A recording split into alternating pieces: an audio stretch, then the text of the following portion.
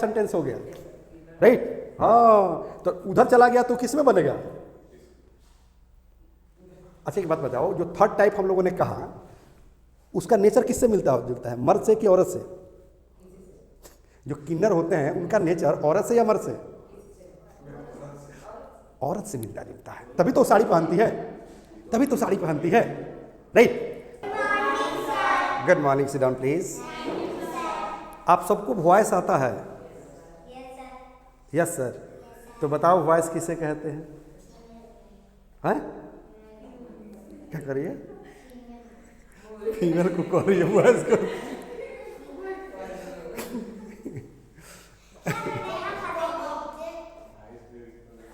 अच्छा, ये vice principal को नहीं समझ रही है, हैं?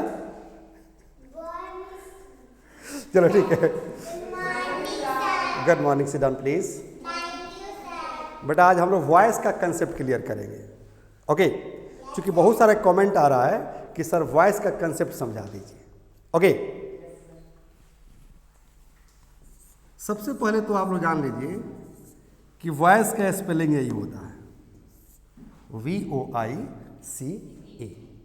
हिंदी की बात करें तो इसका हिंदी निकलता है वाच्य, लेकिन हिंदी, भोजपुरी, मराठी में इसका नाम नहीं जानना है, बल्कि कंसेप्ट क्लियर करना है कि कोई भी एग्जाम आप फेस कर सके, राइट। और एक बात और याद रखना है कि सिर्फ एग्जाम ही नहीं फेस करना है, बल्कि इस पर स्पोकन भी बहुत अच्छा से होता है, वो भी मैं बताने वाला हूँ, ओके? चलिए, तो सबसे पहले जान लीजिए कि वॉइस को हम लोग एक फैमिली की तरह ट्रीट करेंगे। कैसे करेंगे? फैमिली की तरह ट्रीट करेंगे। फैमिली मतलब परिवार। अब बताओ कि परिवार का मालिक कौन होता है? परिवार का मालिक कौन होता है? जल्दी बताइए। परिवार का मालिक की तो जो है कोई फीमेल होगी और नहीं तो कोई मेल होगा। क्या साहिल?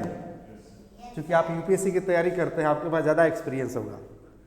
परिवार, हमने वॉइस को जो है क्या समझ लिया? एक फैमिली मान लिया, राइट। तो फैमिली का ऑनर कौन हो सकता है? कि तो जो है कोई फीमेल हो सकती है और नहीं तो कोई मेल हो सकता है, राइट।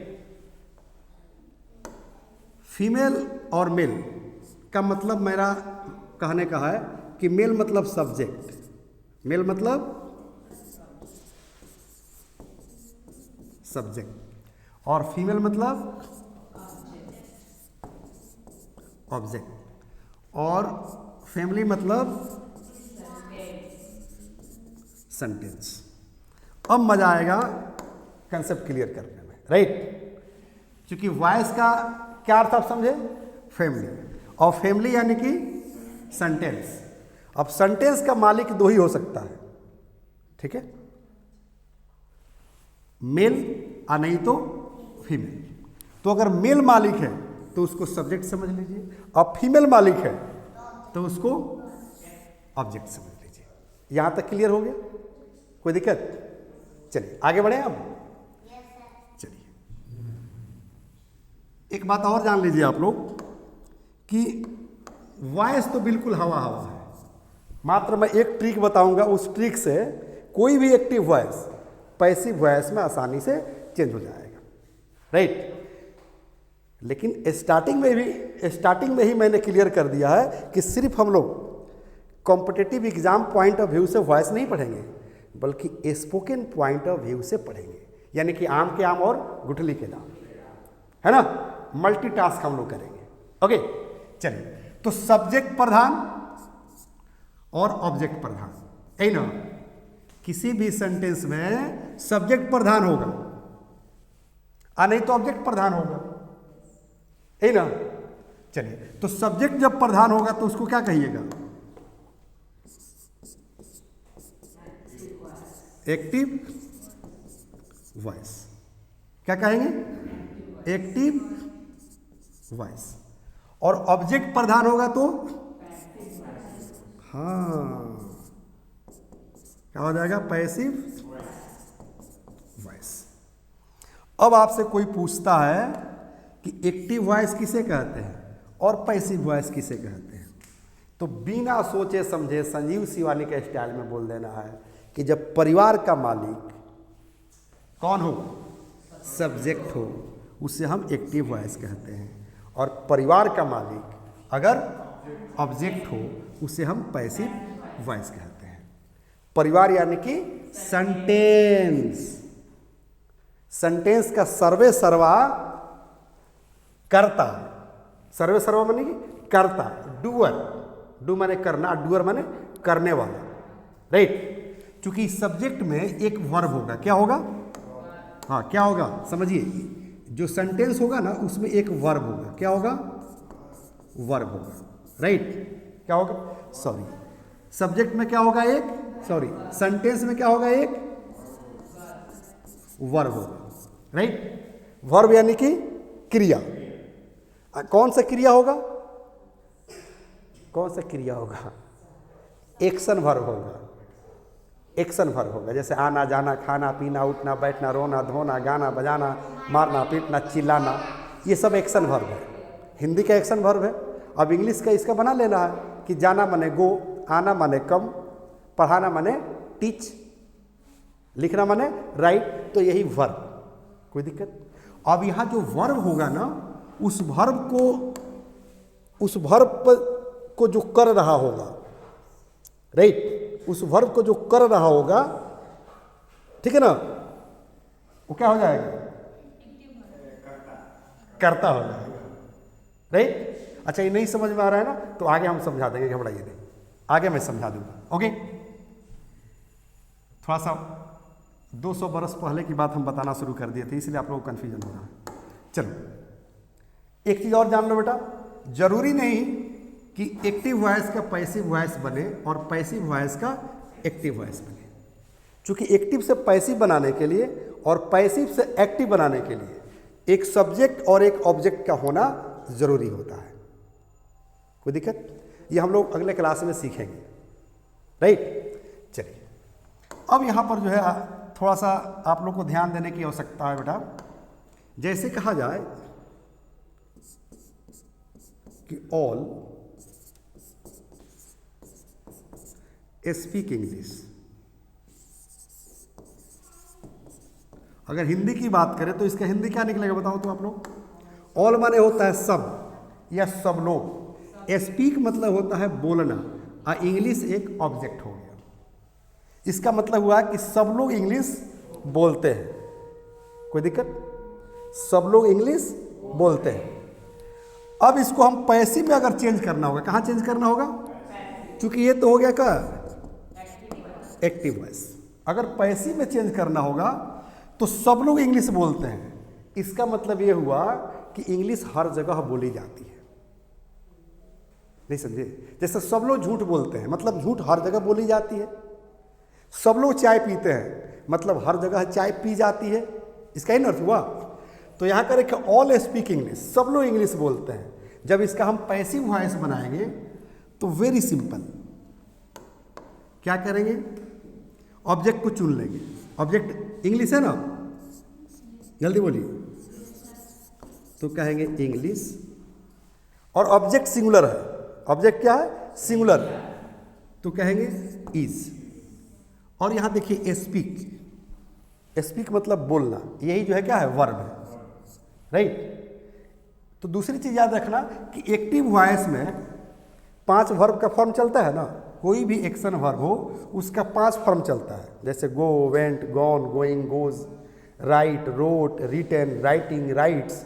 कोई भी एक्शन वर्ब होता है उसके 5 फॉर्म चलता है। तो पांचों का कोई भी फॉर्म एक्टिव वॉइस में हो सकता है, लेकिन पैसिव वॉइस में हमेशा ये वर्ब का 3rd फॉर्म होगा। क्या होगा, हाँ समझ लो, एक्टिव वॉइस में वर्ब 1 भी आ सकता है, वर्ब 2 भी आ सकता है, 3 भी आ सकता है, 4 भी आ सकता है, 5 भी आ सकता है। समझ रही है ना, क्या समझे। एक्टिव वॉइस में वर्ब का पहला फॉर्म भी आ सकता है, दूसरा फॉर्म भी, तीसरा फॉर्म, चौथा फॉर्म, 5वां फॉर्म, कोई भी फॉर्म आ सकता है। बट पैसिव वॉइस में क्या होगा, वर्ब का तीसरा फॉर्म हमेशा यूज होगा, याद रखना है। ठीक है, तो यहां पर वर्ब जो है किस फॉर्म में है? हाँ, पहले फॉर्म में है, मतलब अपना ओरिजिनल फॉर्म में है, ओरिजिनल फॉर्म में है, कोई बनावटी नहीं, कोई चेंजिंग नहीं। राइट, चलो तो कहेंगे इंग्लिश इज, अब यहां पर जो स्पीक कर रहा है इसका V3 क्या हो जाएगा बता दो? क्या हो जाएगा? स्पोकन। ठीक है,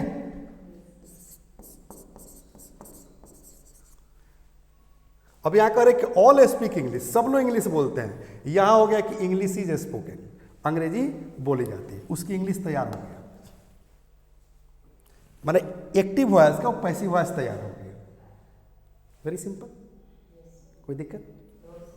चलिए एक और एग्जांपल मैं देना चाहूंगा। पता है क्या, जब किसी वाक्य का सिर पूछ पता ना चले, क्या ना पता चले? सिर पूछ का पता ना चले कि इसका बाप कौन है, बेटा कौन है, माँ कौन है। जैसे विदेशी कल्चर की तरह इंग्लैंड में जाओगे तो हमारे यहाँ शादियाँ जब होती है ना, तो एक बार शादी हो गई तो 7 जन्मों तक एक दूसरे के हो जाते हैं। लेकिन इंग्लैंड में अगर शादी हो गई 11 बरस तक अगर शादी टिक गई तो वहाँ पर मैरिज अवार्ड मिलता है। हाँ, बेस्ट वेडिंग अवार्ड मिलता है। हमारे यहाँ 7 जन्मों तक निभा लीजिए, सरकार जो है एगो फूटी कौड़ी तक नहीं देती। सही है गलत? सिर्फ वोट लेती है, हस्बैंड वाइफ सबका वोट लेगी, देगी कुछ नहीं। समझ में आ रही है? सिमिलरली मैं क्या बता रहा था आप लोगों को? हाँ बोलिए, एक्टिव और पैसिव वॉइस का कंसेप्ट बता रहा था कि अगर किसी सेंटेंस का सिर पूछ पता ना चले, माँ बाप का पता ना चले, जैसे विदेशी कल्चर का मैंने नाम लिया ना, जैसे पता, अगर विदेशी कल्चर की बात करें तो कोई अगर 40 साल का है, 50 साल का है, उससे पूछोगे कि आपके पापा कौन है, तो आईडी देखकर बता देंगे। समझ में रही है ना? क्योंकि उसको पता नहीं है कि उसका फादर कौन है, उसकी माँ कौन है। पता है क्यों? क्योंकि जन्म होता है ना, उसके कुछ दिनों के बाद उसको ले जाकर अनाथालय में रख दिया जाता है। ऐसा ऐसा कल्चर वाला देश है हमारा देश, तो सबसे उत्तम है। Indian culture is the best culture, ठीक है ना, इन ऑल ओवर द वर्ल्ड। याद रखना, राइट? ना तो पता चलेगा क्या कि पापा का नाम जॉन है, मम्मी का नाम क्या है, राइट?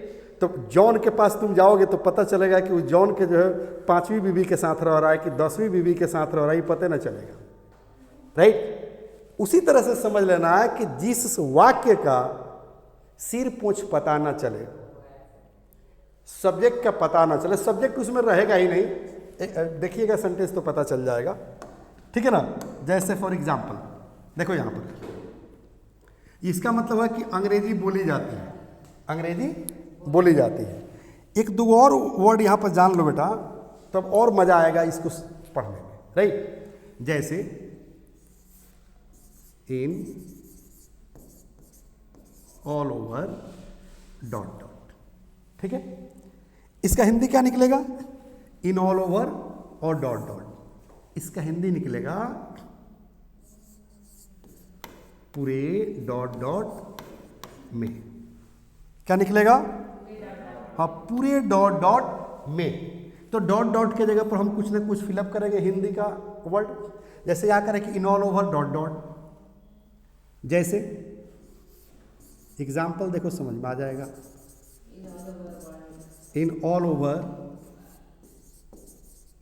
इंडिया मतलब वेरी गुड, पूरे भारत में। ये स्ट्रक्चर मैं पढ़ा भी दिया हूँ, हाँ ये मैं पढ़ाया भी हूँ। तो करें कि इन ऑल ओवर इंडिया मतलब पूरे भारत में, तो यहाँ हिंदी के जगह में भारत आ गया। अब कहा जाए कि पूरी दुनिया में, हाँ तो क्या करेंगे?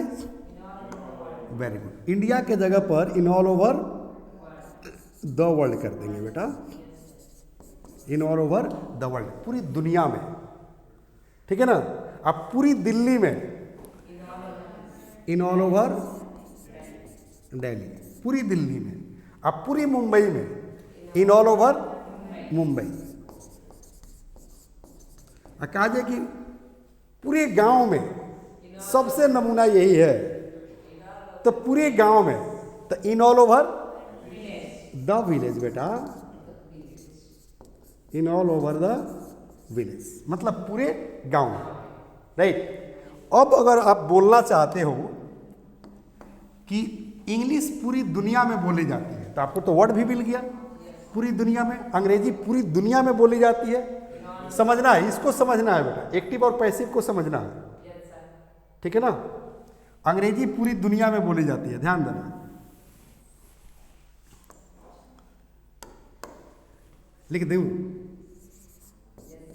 एक तो लिखना ही पड़ेगा बेटा हिंदी समझने के लिए, कंसेप्ट क्लियर करने के लिए।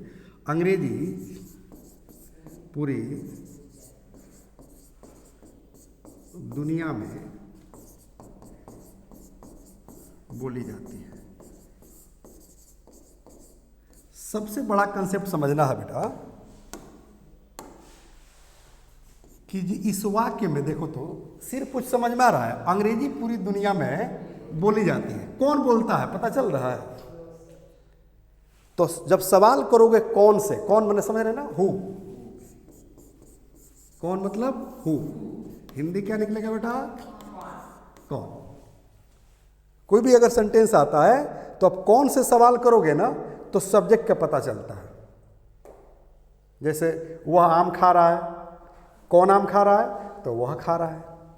हम लोग पटना जा रहे हैं, कौन पटना जा रहा है? हम लोग जा रहे हैं। तो कौन से जब सवाल करोगे ना हु से तो सब्जेक्ट की प्राप्ति होती है। आज सब्जेक्ट की प्राप्ति हो गई तो एक्टिव वॉइस हो गया, आज सब्जेक्ट की प्राप्ति नहीं हुई तो समझ जाना कि पैसिव वॉइस हो गया। हम तीसरा चीज पढ़ा रहे हैं धरती पर, मेल और फीमेल। अब मेल और फीमेल के तीसरा भी बता रहे थे ना कि जब परिवार का किस्मत खराब होता है तो परिवार में थर्ड पर्सन भी जन्म ले लेता है। अरे परिवार में मेल जन्म लेता है चाहे फीमेल। अब परिवार का किस्मत खराब हो तो तीसरा कौन आ जाता है? किन्नर आ जाता है, राइट। कोई दिक्कत? तो इसको आप वही समझ लेना, इसको किन्नर ही समझ लेना। क्या समझ लेना? किन्नर। चूंकि अगर सब्जेक्ट वाला वाक्य रहे तो एक्टिव वॉइस, और सब्जेक्ट और ऑब्जेक्ट दोनों वाला सेंटेंस रहे तो पैसिव वॉइस, और जिसमें सिर्फ ऑब्जेक्ट रहे सब्जेक्ट रहे ही नहीं, मतलब बिना बापे का पैदा हो गया। समझ में आ रही है ना? बिना बाप का ही पैदा हो गया तो समझ जाना क्या हो गया हो। समझ में आ रही है ना? बिना बाप का पैदा हो गया तो समझ लगा थर्ड टाइप सेंटेंस है, थर्ड टाइप सेंटेंस। तो थर्ड टाइप सेंटेंस मतलब अंग्रेजी पूरी दुनिया में बोली जाती है। तो कौन, देखो तो कौन बोलता है पता चल रहा है? पूरी दुनिया वाले बोलते हैं। तो इसको ऑब्जेक्ट से शुरू करेंगे, कोई दिक्कत? ये थर्ड टाइप सेंटेंस है। पहला टाइप सब्जेक्ट ऑब्जेक्ट, सब्जेक्ट प्रधान हो एक्टिव वॉइस, और सब्जेक्ट ऑब्जेक्ट दोनों रहे ऑब्जेक्ट प्रधान हो तो पैसिव वॉइस, और जिसमें सब्जेक्ट ही नहीं हो सिर्फ और सिर्फ ऑब्जेक्ट हो तो थर्ड टाइप सेंटेंस हो गया। फैमिली में तीन तरह के लोग हैं, तीनों तरह का मैंने एग्जांपल दिया था। अब अंग्रेजी पूरी दुनिया में बोली जाती है, इसको अगर समझ में लोगे ना, अगर ये बनाना जान गए तो बहुत मजेदार मजेदार सेंटेंस बनने वाले हैं।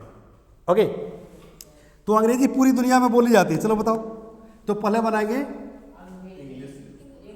हाँ, देखो कौन, हु से क्वेश्चन करोगे तो सब्जेक्ट की प्राप्ति, और व्हाट से क्वेश्चन करोगे तो ऑब्जेक्ट की प्राप्ति। जैसे अंग्रेजी पूरी दुनिया में बोली जाती है तो क्या बोली जाती है?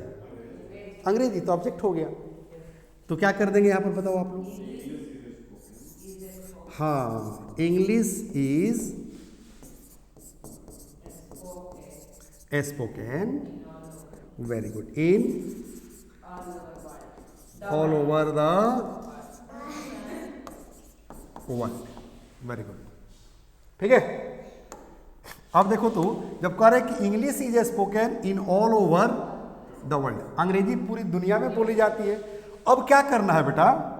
दो जगह आपको चेंजिंग करना है, एक अंग्रेजी की जगह चेंज कर दो और यहाँ बोलना के जगह पर चेंज कर दो। जैसे चाय पूरी दुनिया में पी जाती है, औरतों की इज्जत पूरी दुनिया में की जाती है, समझ रही है? पैसा का इज्जत पूरी दुनिया में की जाती है, अब इंसान तो छोड़ो यार, जानवर भी इज्जत करने लगे हैं पैसा का, सही ना।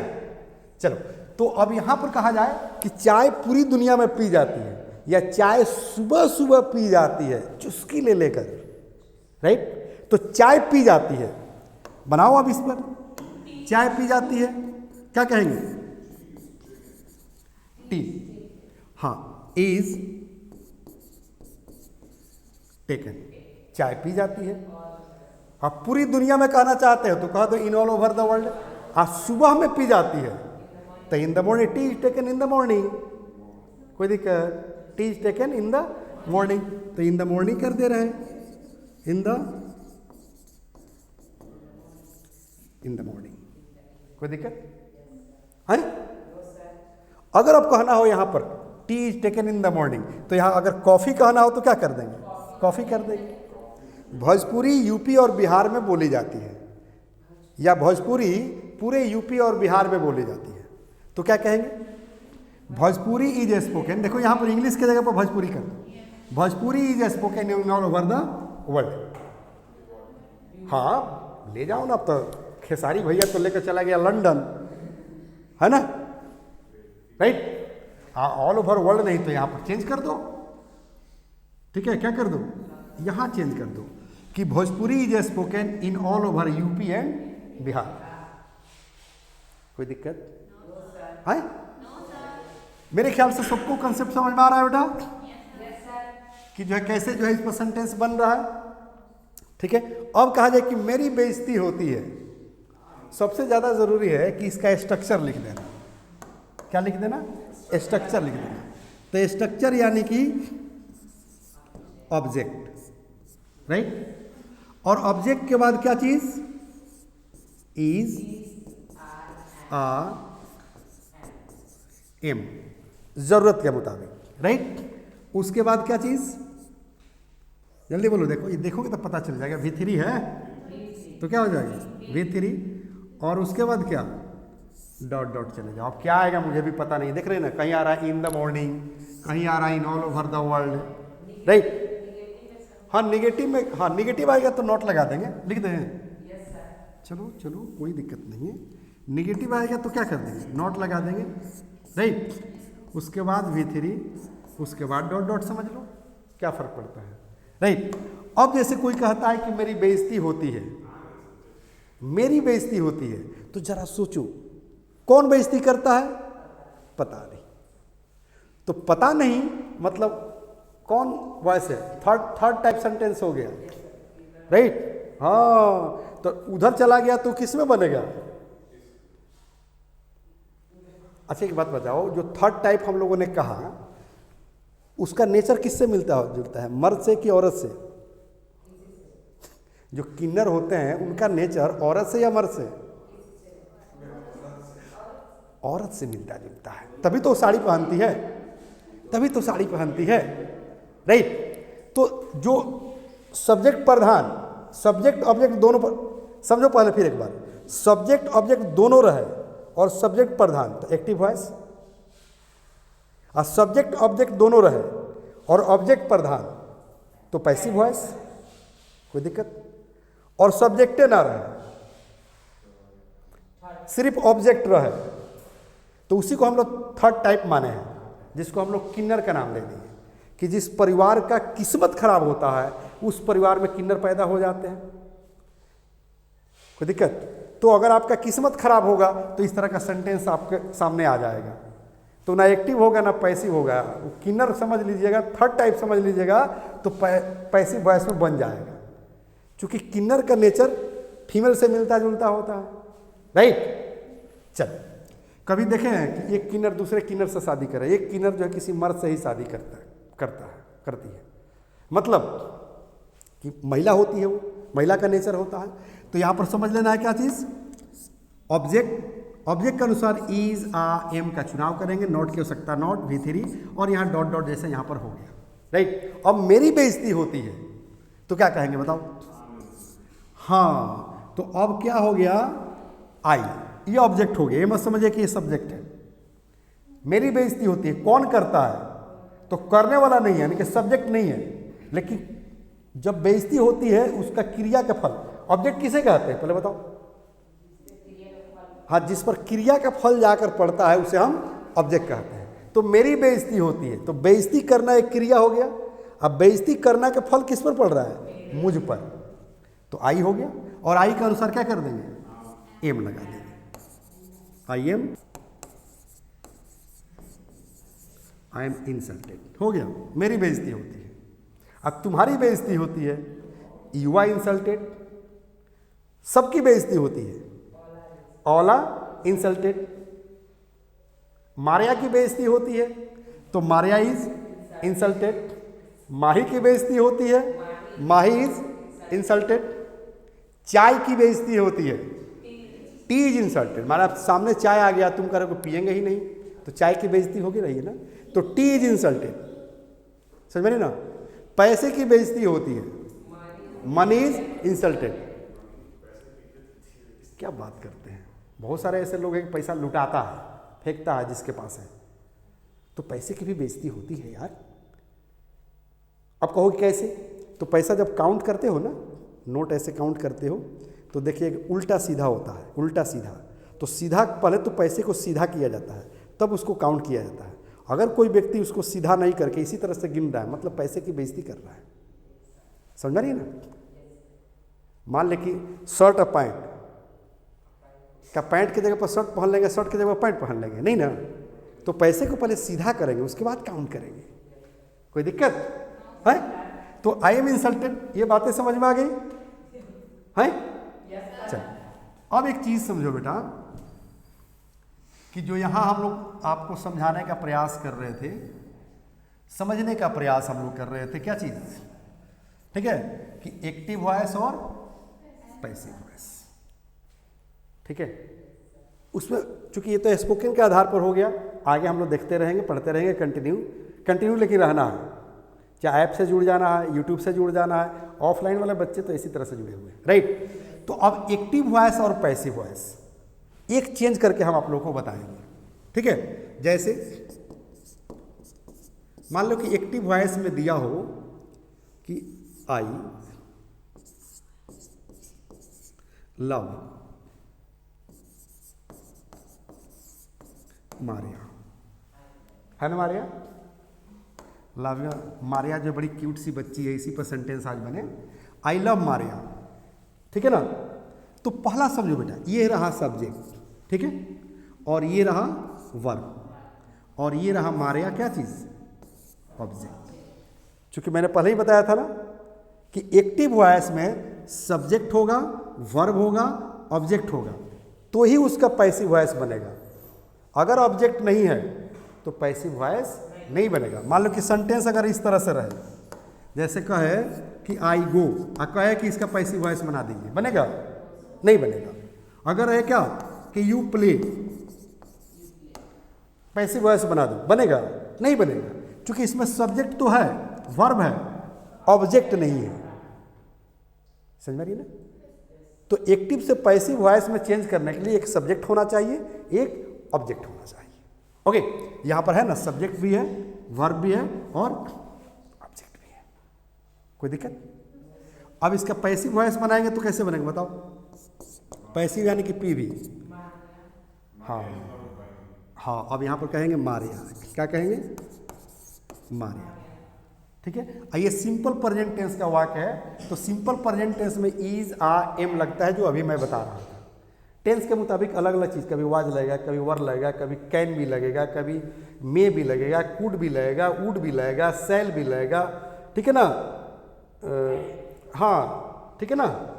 ये सब चीज़, हाँ ये सब चीज़, हाँ हैज़ बीन लगेगा, हैव बीन लगेगा, हैड बीन लगेगा, सब लगेगा टेंस के मुताबिक। वो हम लोग पढ़ेंगे। तो कहेंगे मारिया इज अभी थ्री, क्या हो जाएगा? मारिया इज लव्ड, ठीक है, बाई, और आई इधर आएगा तो क्या हो जाएगा? मी। मारिया इज लव्ड बाई मी, मतलब ऊपर वाले का मतलब है कि मैं मारिया से प्यार करता हूं, और सेकंड का मतलब हो गया कि मारिया इज लव्ड, मारिया से प्यार किया जाता है बाई मी, मेरे द्वारा, राइट। जो मैंने प्रोमिस किया वो सेंटेंस रट्टा मारने से नहीं होगा, क्योंकि मैंने बताया कि एक ट्रिक बताऊंगा, उस ट्रिक के मदद से आपका सारा प्रॉब्लम सॉल्व हो जाएगा पैसिव वॉइस और एक्टिव वॉइस का। मैंने वादा किया था। देखना चाहेंगे आप लोग? चलो,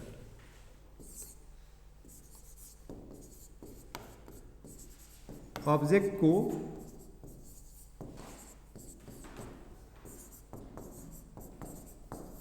बनावे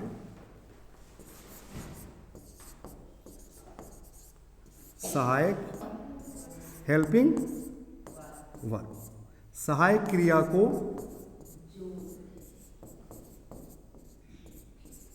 जोड़ दें मुख्य क्रिया। मुख्य क्रिया मतलब एक्शन वर्ब। तो मुख्य क्रिया का तीसरा रूप मतलब कौन सी? Form, right. तो मुख्य क्रिया का तीसरा रूप, उसके बाद क्या करना है? सब्जेक्ट को ऑब्जेक्ट, यानी कि सब्जेक्ट को ऑब्जेक्ट बना देना है। अब तब क्या करना है? बाई से मोड़ दे। जो सेंटेंस में बता रहा था कि I love Maria, Maria is loved by me, वैसे ही आपको बुक में मिलेगा, वैसा ही यूट्यूब पर मिलेगा, राइट। इसलिए आप लोग को कन्फ्यूजन रहता है, जो हमारे ऑनलाइन बच्चे जुड़े हैं उनको भी कन्फ्यूजन रहता है। अगर इसका कंसेप्ट अगर समझ लेते हैं, इसका मतलब ऑब्जेक्ट को सब्जेक्ट बनाओ, मतलब एक्टिव और पैसिव सीखना है तो वाक्य में एक सब्जेक्ट होगा, एक ऑब्जेक्ट होगा, राइट। जो हमने कंसेप्ट आप लोग को समझाया है, तो एक ऑब्जेक्ट होगा, एक सब्जेक्ट होगा। तो करना क्या है कि ऑब्जेक्ट को सब्जेक्ट बना देना है, ऑब्जेक्ट को सब्जेक्ट बना देना है। कह रहे कि सहायक क्रिया को जोड़ दे। अब उसके अनुसार सहायक क्रिया को जोड़ देना है। सहायक क्रिया मतलब हेल्पिंग वर्ब, जैसे is, are, am, do, does, was, were, shall be, will be, can be, may be, could be, समझ पाइए ना, ये सब चीज़ आ सकते हैं। हम लोग पढ़ेंगे बारी बारी से। उसके बाद क्या कह रहा है कि मुख्य क्रिया का तीसरा रूप। मुख्य क्रिया मतलब एक्शन वर्ब, जैसे आना जाना, खाना पीना, उठना बैठना, रोना धोना, गाना बजाना, मारना पीटना, ये सब एक्शन वर्ब है, हिंदी वर्ड है। इसका अंग्रेजी में जो आ जाएगा, जैसे रीड, राइट, टीच, ये सब क्या हो गया? एक्शन वर्ब हो गया। तो उसका क्या करना है? ठीक है ना, मुख्य क्रिया वही है, उसका क्या करना है? तीसरा फॉर्म यूज कर देना है। क्या करना है? तीसरा फॉर्म। चूंकि पैसिव वॉइस में जब तक वर्ब का थर्ड फॉर्म नहीं लगेगा तब तक पैसिव वॉइस बनेगा ही नहीं। चूंकि अभी मैंने बता दिया था कि एक्टिव वॉइस में वर्ब का कोई भी फॉर्म हो सकता है, लेकिन पैसिव वॉइस में जब भी आएगा तो क्या आएगा? वर्ब का थर्ड फॉर्म आएगा। उसके बाद कह रहा है कि सब्जेक्ट को ऑब्जेक्ट बना दें। पहले कहा क्या कि ऑब्जेक्ट जो रहेगा उसको सब्जेक्ट बना दीजिए, अब कह रहा है कि सब्जेक्ट को ऑब्जेक्ट बना दीजिए। उसके बाद क्या कीजिए? बाई से मोड़ दें, बाई से मोड़ दें। लेकिन थर्ड टाइप का सेंटेंस होगा वहां बाई की जरूरत नहीं है बाई की जरूरत, में जरूरत थी नहीं, जरूरत पड़ रही थी ना। चलिए, अब उसी सेंटेंस को, जो सेंटेंस मैं आप लोग के सामने लिखा था, कौन सा सेंटेंस था एक्टिव वॉइस का? जल्दी बोलिए आप। हाँ, आई लव मारिया, सेंटेंस सही था ना। अब देखिए कितना आसान हो गया, क्योंकि वहां हम बना रहे थे तो आप लोग को भी लग रहा होगा कि सर कैसे बन गया, कैसे बन गया, इसका क्या रूल है, क्या थ्योरी है ना। इसलिए आप लोग को भी कंफ्यूजन रहता है, जो ऑनलाइन बच्चे जुड़े हुए उनको भी कंफ्यूजन रहता है। मेरे यहाँ नहीं, क्योंकि मैं तो वॉइस पढ़ाया ही नहीं हूँ, दूसरे टीचर से रहता है। यूट्यूब पर अलग अलग लेक्चर बच्चे देखते हैं, वहाँ रहता है, राइट। लेकिन इस थ्योरी को जानने के बाद ये सारा का सारा कंफ्यूजन क्या हो जाएगा? दूर हो जाएगा। सारा का सारा कंफ्यूजन क्या हो जाएगा बेटा? दूर हो जाएगा। ओके, तो ध्यान देना है पहले इस रूल पर। कह रहे कि ऑब्जेक्ट को सब्जेक्ट बना दे। इसमें ऑब्जेक्ट कौन है? मारिया, राइट। तो पहले मारिया को लिख दें हम यहां पर, मारिया। मारिया खुश हो जाओ, हैप्पी हो जाओ, राइट, तुम्हारा नाम आ गया। चलो अब मारिया के अनुसार करें कि सहायक क्रिया को जोड़ दें, माने पहला रूल खत्म। दूसरा सहायक क्रिया को जोड़ दें, तो ये कह रहे हैं कि आई लव मारिया, मैं मारिया से प्यार करता हूं, ये सिंपल प्रेजेंट टेंस है। और सिंपल प्रेजेंट टेंस में पैसिव वॉइस का सहायक क्रिया क्या होता है? Is are am. और एक्टिव वॉइस का सहायक क्रिया क्या होता है? डू और डस। होता है कि नहीं, बताओ आप लोग? डू और डज होता है ना एक्टिव वॉइस में। अब पैसिव वॉइस में क्या होता है? हाँ, इज आ एम।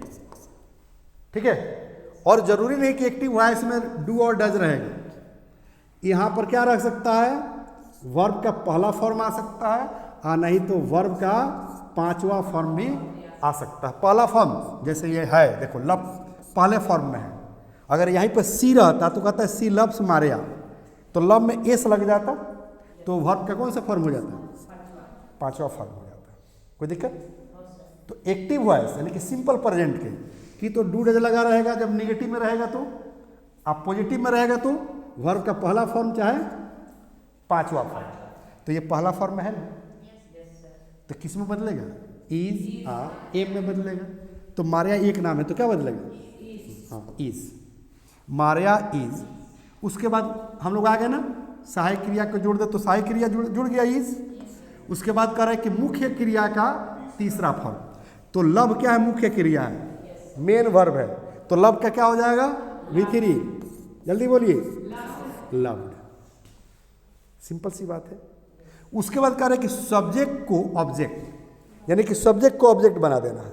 तो सब्जेक्ट कौन है? आई है, तो ऑब्जेक्ट बनेगा तो मी हो जाएगा। क्या हो जाएगा? मी हो जाएगा। तो कह रहा है ना कि सब्जेक्ट को ऑब्जेक्ट बना दे, माने सब्जेक्ट को ऑब्जेक्ट, शॉर्ट में कह दिया कि सब्जेक्ट को ऑब्जेक्ट बाई से मोड़ दे, तो यहां बाई लिख दीजिए, है ना। और उसके बाद क्या करें? जल्दी बोलिए। हाँ, सब्जेक्ट को ऑब्जेक्ट बाई से मोड़ देता, बाई से मोड़ना है, मी कर देना, तैयार हो गया। देखो तो इसी पर बना है कि नहीं? फिर यही ना है। कोई भी सेंटेंस बोल कर देखो, इसी पर सेट हो जाएगा। कोई भी सेंटेंस इस पर सेट, कोई दिक्कत? तो स्पोकन पॉइंट व्यू से आपने सुना क्या कि इंग्लिश पढ़ाई जाती है, तो इंग्लिश इज टॉट, राइट। कहा जाए कि चाय बनाई जाती है, टी इज प्रिपेयर्ड, कोई दिक्कत? मुझे बुलाया जाता है, I am called. Third type of sentence पढ़ रहे हैं, इसमें सब्जेक्ट नहीं है। बच्चों को पढ़ाया जाता है, चिल्ड्रन आर टॉट। इंग्लिश पढ़ाई जाती है, इंग्लिश इज टॉट। भोजपुरी पढ़ाई जाती है, भोजपुरी इज टॉट। लोगों को धोखा दिया जाता है, पीपल आर चीटेड, कोई दिक्कत? महिलाओं की इज्जत की जाती है, तो लेडीज आर रेस्पेक्टेड, कोई दिक्कत? तो अब तो वॉइस का कंसेप्ट क्लियर हो गया। अब हम लोग बारी बारी से सिर्फ पढ़ना है, राइट। तो आप लोग को एक ही चीज याद रख लेना है, इसमें क्या है कि ऑब्जेक्ट को सब्जेक्ट बनावे, सहायक क्रिया को जोड़ दें, मुख्य क्रिया का तीसरा रूप, और सब्जेक्ट को ऑब्जेक्ट बाई से मोड़ दें। बस ये समझ लीजिए कि संजीव शिवानी का संजीवनी बुट्टी है, इसको नहीं भूलना है, कोई दिक्कत?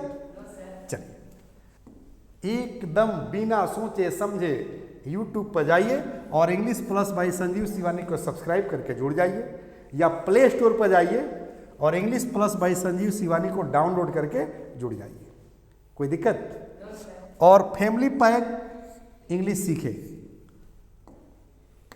मतलब पूरे परिवार को इंग्लिश स्पोकन सिखाते रहिए। और जो आपसे कनेक्टेड रहते हैं ऑफिशियल लोग, उन लोग का नंबर पर जो आप कॉल करके जो किट, जो मैं चैप्टर पढ़ा रहा था ना, वो आप लोग को किताब में मिलेगा। क्या मिलेगा? किताब में मिलेगा, बुक में मिलेगी। इन लोग से कनेक्ट होकर हार्ड कॉपी आप ऑर्डर करके मंगवा लीजिए। वेरी सिंपल वे है, राइट। थोड़ा सा दिखाएंगे? Very good. हाँ, बस करना क्या है, ध्यान दीजिए। धारा प्रवाह अंग्रेजी बोलना सीखे, ABBC spoken plus grammar kit 5 books 0 to hero, पुस्तकें नहीं अंग्रेजी सिखाने का जादू है।